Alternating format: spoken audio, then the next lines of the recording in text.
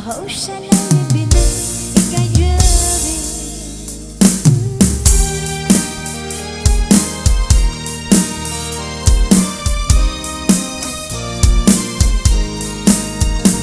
Chắc lúc sắc đâm đó có lời định lên đó Chắc lúc sắc đâm đó có lời định lên đó